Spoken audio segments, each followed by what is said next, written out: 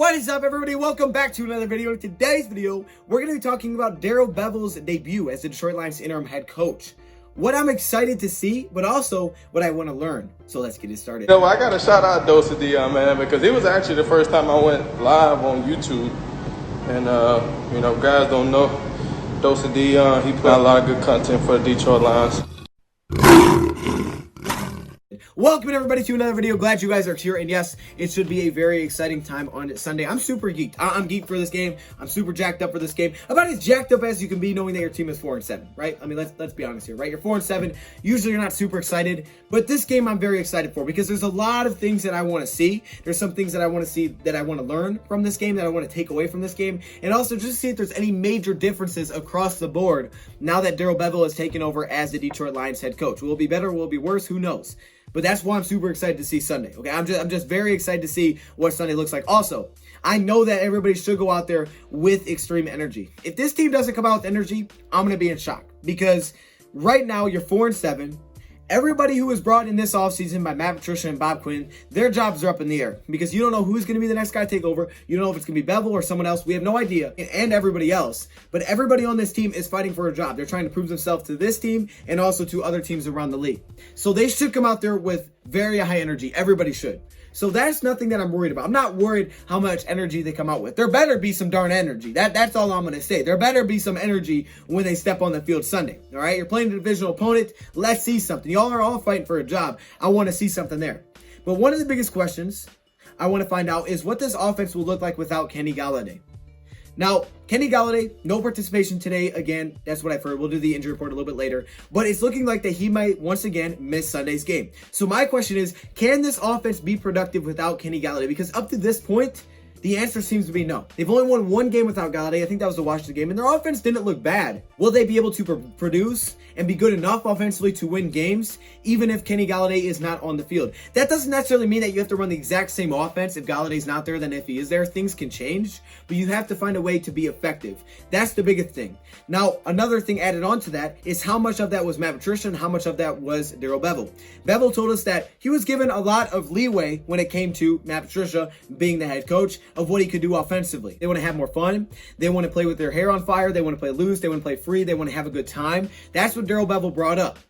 And so you're expecting to see some differences. But my question was, how much of this offense of taking less shots, pushing the ball less down the field when Kenny Golladay was not there, had to do with Matt Patricia making that decision, or had to do with Bevell making that decision? That's one of the biggest things that I want to see in this game, is if they can be productive, especially if Golladay can't play. So while it would stink to not see Golladay again, it would also be something that I'm interested to see of how effective they can be. Because it's not like the Lions aren't taking shots this year. They're averaging 7.5 yards per attempt. But with Golladay, it's about 8 yards per attempt. Last season, it was 8.6 yards per attempt. So there's definitely a difference. Teams are playing them different.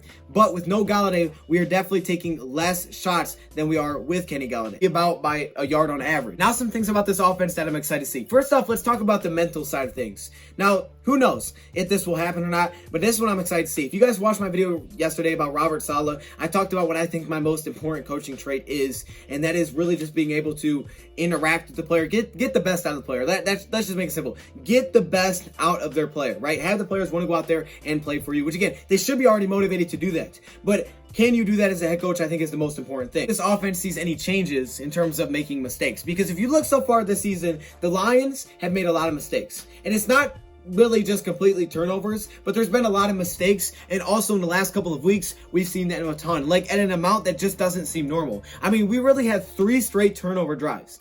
That's not normal in football to turn the ball over on 3 straight drives, but we did that.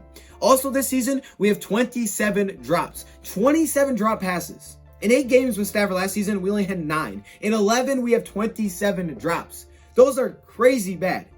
But like I said, the turnovers, I feel like that's all a mental side of things. Because it's not like these guys, haven't done this before. It's not like they never ran the football before. It's not like you never catch the ball before. That almost speaks to me as a mental side of things. And we talked about yesterday, getting the best out of your player.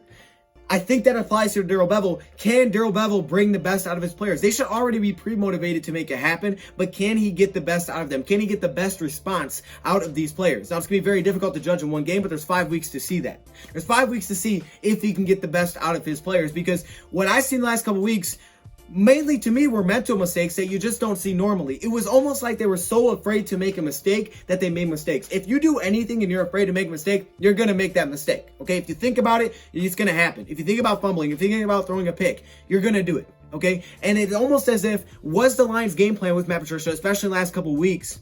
Let's just not make mistakes because there were turnovers this year. So let's just try not to make those mistakes, own time possession, and we'll win these games. Well, when you try not to make mistakes, that's when they happen.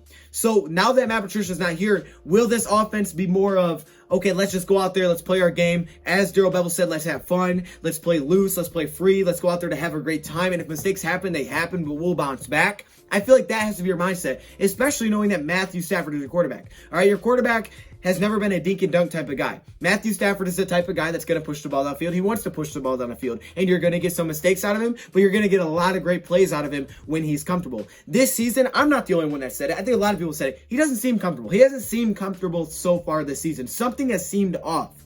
So how much is that, the mental side of things, that they're thinking too much, they're too worried to make mistakes? Because that will mess up a team. Because I think we have talent, but I think we've seen a lot of mental mistakes. I mean, heck, going back to week 1, we saw a drop pass in the end zone, right, for a win. So how much of that will change now that Daryl Bevell has taken over? Will that change at all, or will we continue to see those mistakes? Daryl Bevell's always been a kind of guy that's known for running football, and I think that's why Matt Patricia hired him, is because Matt Patricia's got the same mindset, run first, and on defense, stop the run first. Daryl Bevell's had that same mindset as an offensive coordinator. He has. Now, we've never seen him as the head coach, but as an offensive coordinator, he's had that same mindset. So far this season, when you compare it to last season, we're very similar across the board. I mean, in terms of how many times we rushed at a game. Last season, 25. This season, 24. How many times do you pass the game? Last season, 36. This season, 35. I mean, that's nearly identical. Third down conversion rate, only 1% difference. We actually are running more plays per drive just by a little bit than last season. The Lions are very similar in that way. But the question is, how are those plays coming, right? How are those plays coming? Are they coming because you're down and you're forced to throw the ball, so your passing attempts are going up there? That's why I think that this is kind of the problem. I think it's not necessarily the play calling just in general of like, okay, the play design, but I think a lot of it is the usage and the timing of our play calling. I think that's been a very big issue. Let me tell you a perfect example of the Carolina Panthers game. We go out in that Panthers game. There's no Kenny Galladay. We seem to come out with a very conservative game plan, a very conservative approach. Let's not make mistakes. Let's take everything underneath. Let's not take shots on this defense. And when we did that, obviously, we scored 0 points, so it was awful. But we did that going into half, and we had like 6 drives in the first half, or 6 series in the first half, where we had run. At some point, it was back-to-back runs. But then in the second half, we come out and throw the ball 10 straight times because we haven't scored. That's not a game plan. That's not how you do it. There's no balance there. Your balance needs to be better than that. You got to see, a better mix. I think there needs to be a better mix. It needs to be balanced out better at the end of the game. But when you watch it as it goes on, it's not balanced as you're watching it, right? It's very easy for a defense to jump onto. I think a lot of our passing attempts, honestly, have been up because in the fourth quarter, we're trailing in a lot of these games. We're forced to throw the ball. I mean, almost every fourth quarter, we're trailing, right? At some point, we're trailing in the fourth quarter. I mean, the Falcons game, our last couple of games, we've been trailing in the fourth. Every single game we seem to be trailing. I think a lot of our pass attempts are going up there, but when you're passing the ball, it doesn't help. And I think we're seeing that also in play action numbers. One of the best ways for Daryl Bevell to take shots is through play action. And this season, we haven't seen the same amount of play action we did last season. In 8 games last season, we saw more play action plays than we have in 11 games this season with Stafford. 3 more games, we've seen less play action. Think about that. Now, again, Galladay hasn't been here every game, but there's something there. There is something there, and I want to see if that changes now that Daryl Bevell is running this team. Now that Daryl Bevell is just kind of let him go loose, go have fun, go play. Is it going to be more of that kind of thing where it's let's take shots, let's mix up these trick plays? Because the one time he did say in the presser, he said we did have a little bit of fun, because he talks about wanting to bring fun, but when he said we did have a little bit of fun, it was those trick plays. So we're going to see more of that kind of offense. I felt like we saw a lot more of last season than what we're seeing this season. Are we going to see shots earlier in the game more often? What is the difference? Are players going to play free, going to play loose, not necessarily afraid to make mistakes, but wanting to make the big play? I think that's going to be the difference, is really the mental side coming into it, and that's what we'll see on the field. And if we're seeing drops, if we're seeing fumbles, if we're seeing that, you'll tell that they're not mentally in it. And that's what I felt the last couple of weeks. The pressure was on, so it almost seemed like the mindset throughout the entire team. Doesn't mean it came from Patricia, I'm not saying it did, but it seemed like there was a mindset there that let's not make mistakes, and they made those mistakes. On the defensive side, I really don't see a lot of difference. I don't know what to expect on the defense side. It's the first time Corey Allen's going to run the defense. I mean, he was given this as his first time as a defensive coordinator. He's worked in other places as a linebacker coach and as a secondary coach most recently with the Philadelphia Eagles. but he's never been a defensive coordinator before, and you could tell he was hurt when Matt Patricia was gone. He said things like, we can't change this defense in 3 days, but we'll see where it is at the end of the 5 weeks. So it seems as if there's going to be some changes there. He kind of went with the whole Bevell approach, as you'll see on Sunday. It seems like there's going to be some changes. But what changes will those be? I don't know. Does that mean more aggressive? Does that mean more blitzing consistently? I'm not sure. I mean, blitzing doesn't equal better. You know, certain teams, we blitzed against them and it didn't go well. Certain teams, you don't blitz and it works better. It just depends on the opponent you're going against. I know, are we going to see more zone? It's been about 50 to 60% split in these last couple of games, right? That's really gotten close as the season's gone on. I think that's because it just took time for everybody to learn the defense. But what will be the major differences defensively? That will be exciting on its own because it's going to be the first time where we see, okay, Corey Unlin, this is now your game plan. Because Bevell will help him, but it's pretty much all on Unlin as, okay, you're the defensive guy here, not me. I've never done the defense side, so this is your thing. People want to switch it just based on the result. You can't do that.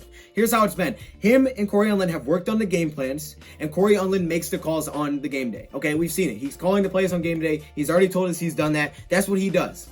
So now the only difference is, he'll still be calling plays, but he'll be the guy drawing up the game plan with a guy like Bevell, who's not a defensive-minded coach, who doesn't really ever worked in defensive side of the ball. So it's going to be a lot more on what Corey Unlin thinks is going to work. And his special team comes in the secondary. So will he try to dial up more pressure, right? Will he try these weird different things? I'm just excited to see what he tries defensively. I think the defense will be more similar to what we've seen Matt Patricia than what the offense will be before and after. I think the offense, we're going to see more changes than in the defense, where I think it's actually going to be somewhat similar, at least right away, because this is the only thing that he knows. I mean, he doesn't really have anything else that, here's what I know. He's never been a coordinator before. So maybe he'll just pull certain things that he's learned from each destination. Hey, here's what I learned as a secondary coach. We're going to try that in our secondary. That kind of thing. But for the most part, I don't think there will be huge changes. In special teams, I don't think there's going to be many changes, if any at all. I mean, special teams have been doing their thing, so why change it? But it's really about, to me, the mental side of things. How do these players come out? Are we going to see those little mental mistakes? I think that's going to be the very big giveaway in this game. I feel like this team has come out with energy at times, but it didn't seem to be consistent. It didn't seem to be on both sides. So are they mentally taking shots? Are they mentally playing free? Are they having fun? Or is Stafford smiling? I mean, how many times was Stafford smiling this season, right? Is that what it's going to look like defensively? You know, how are these guys approaching this football game? The team responds now that Matt Patricia is not here. That's what I'm excited to see for the last 5 games. Let me know your thoughts below. Thank you for watching. Do you think anything will change? What do you think will be the major changes, if any? Thank you for watching, and I'm out. Are you kidding me right now? I had to put my helmet on for this one. Are you kidding? Look at this. Look at all these members. What? Yo, hey. Shout out to all the members, man. Look how many All-Pro members there are. Like, literally, it's the whole screen, dog. This is crazy. The patrons, of course, the Hall of Fame members, man. Y'all got the gold color. It's kind of yellow, but it's supposed to be gold. Shout out to all the members, man. If you want to be a part of this, all you got to do is join the channel. But there are perks that come with it. Stay locked in the community tab if you are a member, because that's where a lot of information comes out. I appreciate all of you. What?